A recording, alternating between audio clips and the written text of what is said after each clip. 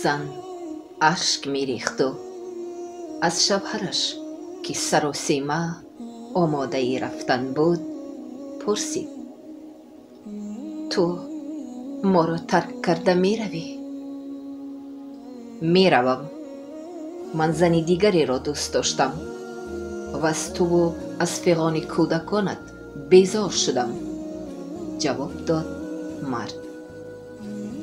از خدا بترس، گفت زن. اینها کودکانی تو هستند، هنوز خردند. چی خیلی دلت می شود که آنها را پرتایی؟ چگونه می توانی این ظلم را به ما روا بینی؟ می روم گفتم، می روم، گفت مرد. تمام. و زن را سخت تیله داد.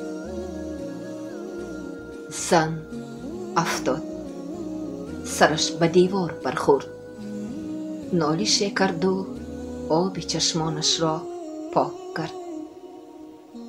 پسرک هراسانش را که در نزدش می ایستاد با آغوشش زیر کرد و گفت: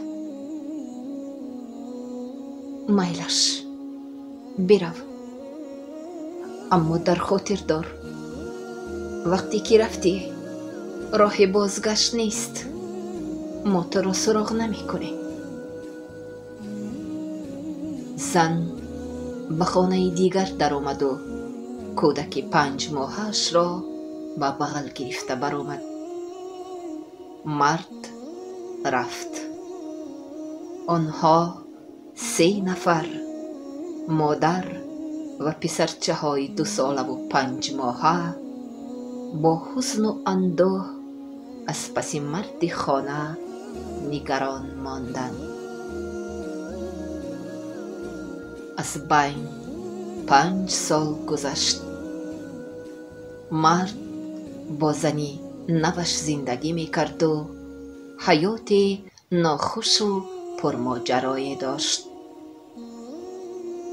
دائم با خود می اندیشید که این زنش نه لفظ خوش دارد و نه آداب عائله داری، تنها زیبا است، حسن زیبا دارد.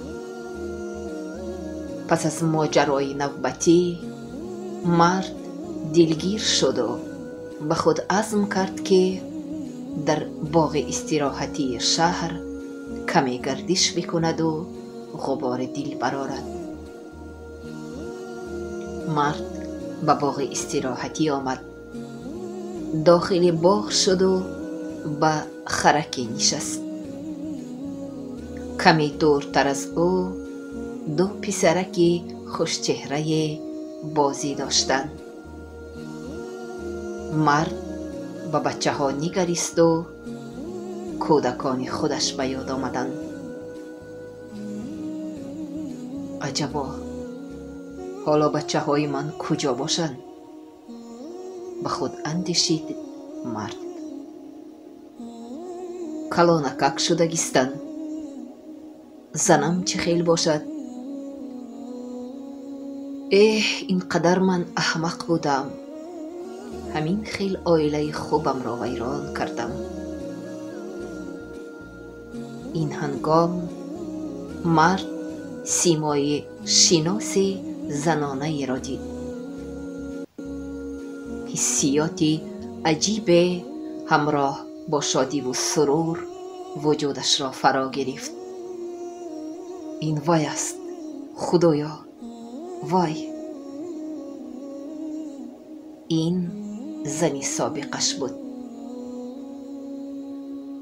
مرد دید که پسر بچه ها با دیدن زن با شتاب به سوی او دویدند و خود را با آغوشش زدند. مرد کمی نگران ایستاد. بچه ها سرگرم بازی شدند. مرد به سوی زن آمد و سلام داد. زن با او نگریست. شوهر سابقش را شناخت و نوروزیانه نگاه کرد و جواب سلام داد. در همین وقت بچه ها ناگهان دادا جانم، دادا جان گویان در تاز به سوی آنها دویدند. مرد را شادی و فرح فرا گرفت. تیار بود که آغوش گشاید و این دو کودک گل سیما را با آغوش کشد. فراموش نکردند، در یاد دارند، از دل می‌گذراند او. اما پسرچه ها تیر برین از پهلوی او گذشتند و خود را به آغوش مرد دیگری که به استقبالشان می آمد انداختند. مرد ناشناس به زن نزدیک شد و پرسید: عزیزم، این مرد کیست؟ زن گفت: یک رهگذر است. مغازه را می پرسد که در کجاست. رفتیم به خانه، من سمبوسه پختم. آنها شاد و مسرور به سوی خانه شان روان شدند. عمک، مغازه درها آن طرف. با دستش اشاره کرد پسرچه کلانی. رحمت، گفت مرد و اشک چشمانش را پاک کرد و با یک جهان حسرت و ندامت از پس آنها نگران ماند.